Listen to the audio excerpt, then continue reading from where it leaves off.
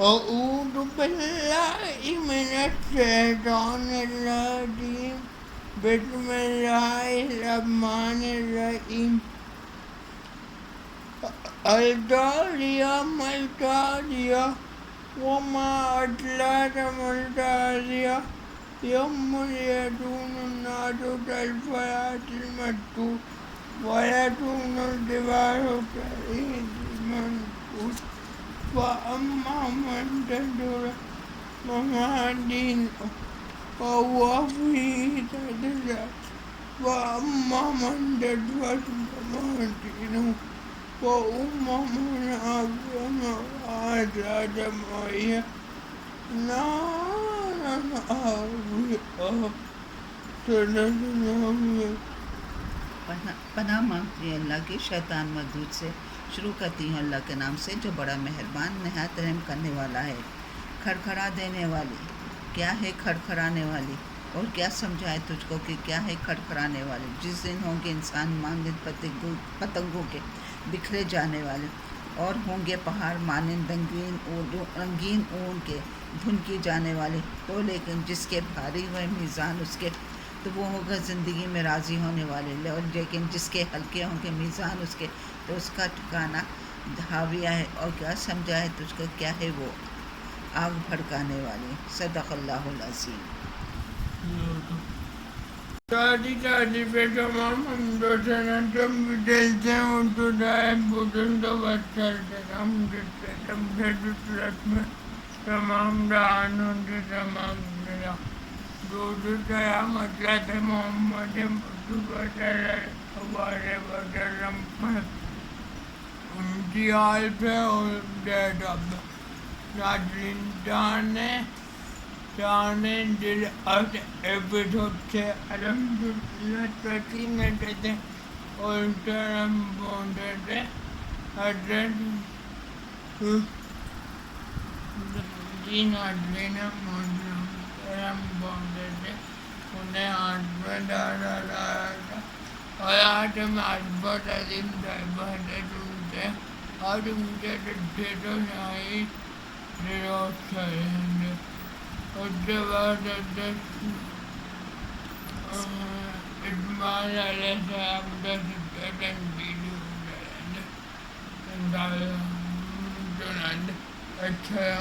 وعلیکم السلام۔ تو حضرت ابراہیم علیہ السلام کو آگ میں ڈالا جاتا ہے۔ آگ جو ہے وہ 7 دن تک جلتی رہتی ہے، لیکن وہ حضرت ابراہیم علیہ السلام باہر آگ نظر آتی تھی، لیکن حضرت ابراہیم علیہ السلام اندر آگ میں سکون سے بیٹھے ہوئے تھے۔ آگ نے ان کا کچھ نہیں بگاڑا تھا۔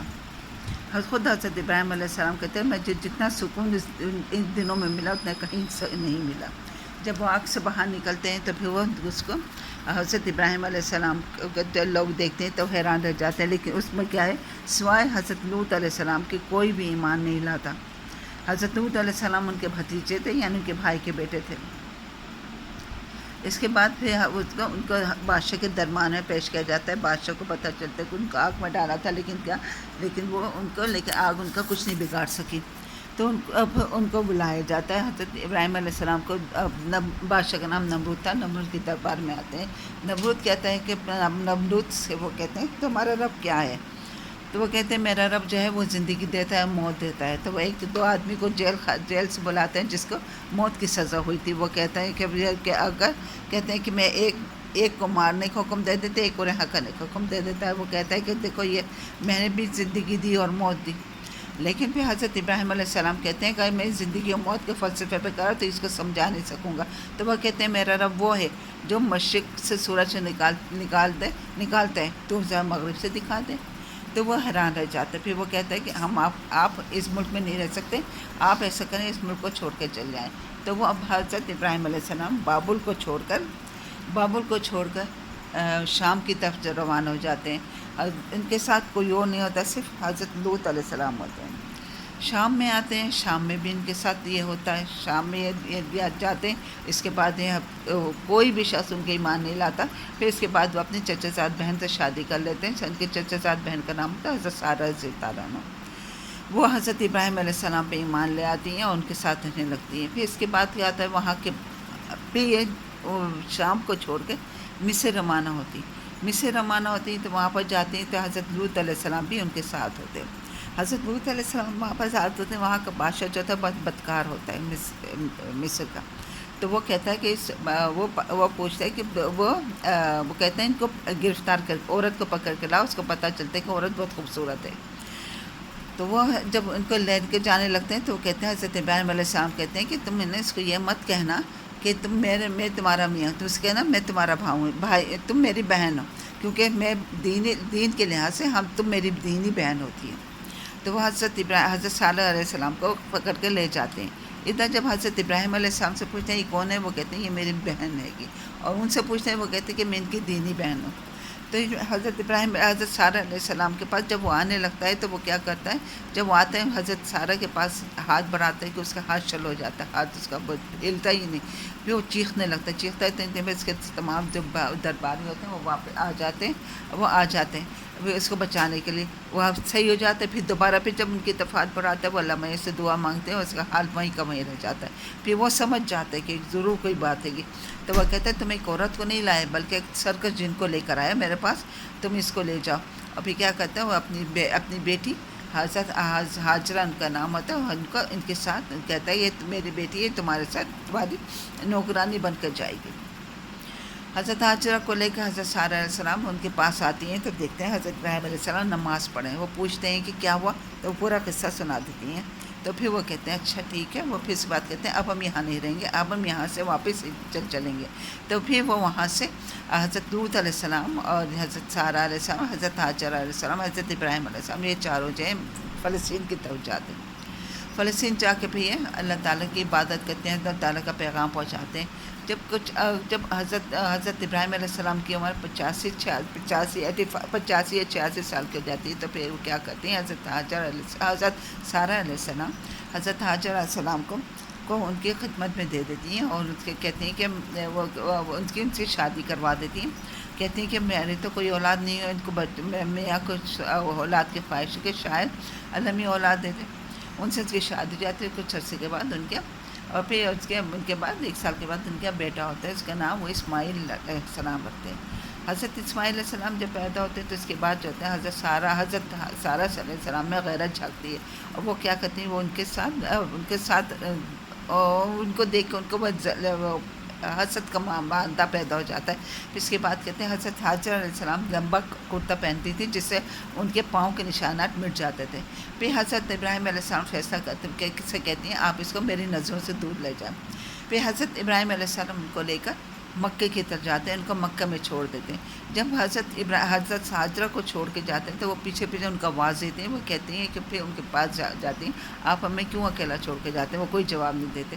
پھر وہ کہتے ہیں کہ اس بیابان میں ہم اکیلے کیسے رہیں گے, یہاں پر تو کوئی بھی نہیں, کوئی انسان نہیں ہے, نہ ہے کچھ بھی تو نہیں ہے, تو بالکل بنجر علاقہ ہے. وہ کوئی جواب نہیں دیتے. پھر وہ کہتے ہیں اچھا یہ آپ کے رب کا حکم ہے. تو وہ کہتے ہیں ہاں یہ میرے رب کی مرضی ہے. تو پھر کہتے ہیں ٹھیک ہے, پھر ہمارا رب ہمیں ضائع نہیں کرے گا. پھر اس کے بعد یہ واپس آ جاتی ہیں اور حضرت اپنے بیٹے کو لے کر اپنے بیٹے کے پاس آ جاتی ہیں. کچھ دن وہیں پر رہتی ہیں, لیکن کیا جب پانی و غذا ختم ہو جاتی ہے تو کیا بیٹے کے لیے کچھ بھی نہیں ہوتا. ماں جو ہے اپنے بیٹی کی وجہ سے پریشان ہوتی ہیں, اور وہ کیا کرتی ہیں کہ ان کے لیے پانی کی تلاش میں جاتی ہیں کہ کہیں سے پانی مل جائے. وہ صفا پہ چڑھتی ہیں, صفا پہ جاتی ہیں, صفا سے مڑ کے اپنے بیٹے کو دیکھتے ہیں. پھر تیز بھاگ کر مروہ کی طرف جاتی ہیں, شاید کوئی قافلہ نظر آ جائے. پھر وہ واپس جب نیچے نشیب میں آتی ہیں تو وہ پھر نظروں سے دور جاتا ہے. پھر تیزی سے بھاگتے ہوئے وہ مروہ کی طرف آتے ہیں. صفا مروہ میں اس طرح سے وہ 7 چکر لگاتی. جب 7 چکر ہو جاتے ہیں تو انہیں ایک آواز آتی ہے. وہ مڑ کے بیٹی کی طرف سے آواز آتی ہے. جب مڑ کے دیکھتی ہیں تو دیکھتی ہیں اپنے بیٹے کے پاؤں کی طرف انہیں کچھ حرکت آتی ہے. وہ تیزی کے ساتھ وہاں پر واپس دوڑ کے جاتے ہیں, دیکھتے ہیں کہ پاؤں کی طرف پانی, جہاں وہ پاؤں مارے تھے وہاں سے پانی کا چشمہ پھوٹ رہا ہے. اس چشمے کا پانی جب پھوٹنے لگتا ہے تو پھر بہت جلدی سے اسی دن میں اس کو مٹی لگا دیتی ہیں اور مٹی بناتی ہیں اور اینٹیں رکھ کے اس کو ڈولاتی ہیں. اس طرح اور پھر وہ کہتے ہیں زمزم یعنی رک جا. پھر جو ہے اس کے بعد کہتا ہے وہ پانی پیتی ہیں اس کو پلاتی ہیں. وہ کچھ نہیں تھا وہاں پر، سے وہ پانی پیتی ہیں. ان کا خوراک کا انتظام وہ اہتمام کرتا ہے، اور یہی ان کے لیے پینے کے لیے ہوتی ہے. جب پانی ہوتا ہے تو وہاں پر پرندے آنے لگتے ہیں. اتنے میں وہاں سے کچھ عرصے بعد 1-2 دن کے بعد دیکھتی کہ ایک وہاں سے قافلہ گزرتا ہے، بنو جرہم ہوتا ہے. وہ جب دیکھتا ہے کہ پانی کے پرندے نظر آتے ہیں تو وہ کہتے ہیں شاید دیکھو ادھر پانی ہے. پھر وہ آتے ہیں، وہ آ کر ادھر آ کر وہ کہتے ہیں ہم آپ کے پاس ہے. وہ کہہ رہے ٹھیک ہے آپ یہاں پر رہیں، لیکن آپ اس کے بچے کی تربیت کریں گے. وہ پھر اس طرح سے ان میں رہ کے وہ بچوں کی، ان کے حضرت ابراہیم علیہ السلام کی تربیت ہوتی ہے. وہ کچھ عرصے کے بعد جب حضرت ابراہیم علیہ السلام واپس آتے ہیں تو دیکھتے ہیں کہ وہ اسی مکے کی طرف، مکے میں آبادی ہو گئی ہے. تو وہ مطمئن ہو جاتے ہیں. پھر اس کے بعد حضرت ابراہیم علیہ السلام جو ہے واپس چلے جاتے ہیں. واپس چلے جاتے پھر اس کے واپس چلے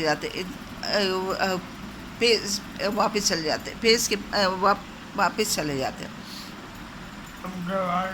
بندے آپ لوگ کوئی جوان کر دیتے ہیں بتائیے.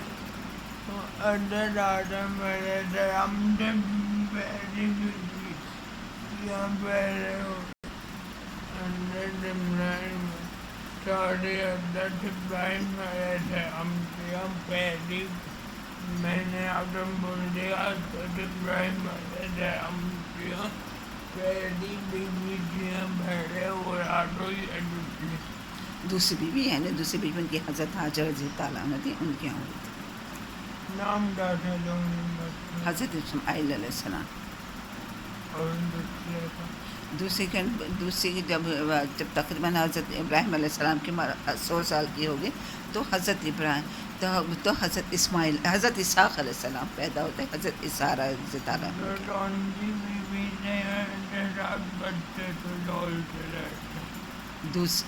دوسری بیوی حضرت ہاجر علیہ السلام کے ساتھ حضرت ان کا اسماعیل علیہ السلام کو چھوڑا.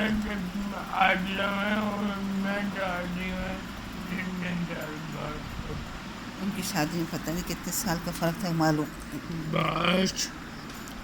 5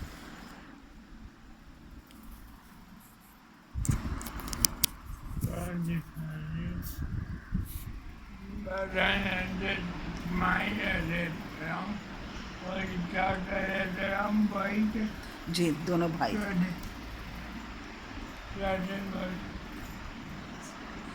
ایک ہی باپ کی اولاد تھی، ماں ان کی الگ الگ تھی.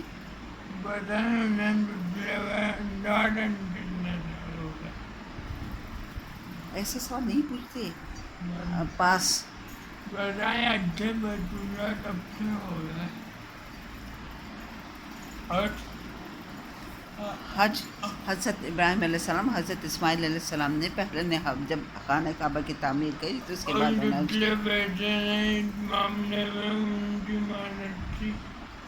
نہیں وہ الگ، وہ فلسطین میں رہتے تھے، یہ مکہ میں رہتے تھے.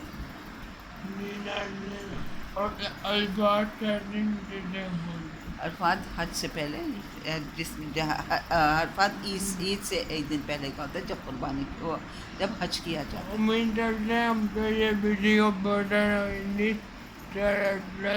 اسماعیل علیہ السلام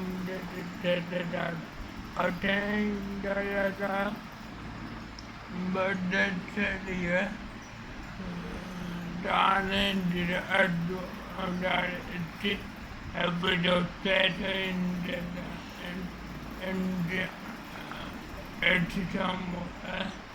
Tadi saya bersama dosen dan saya begitu berjalan. Kita dapat bersama di utara. Dan Tuhan dalam dalam tahun tahun penat dengan aku.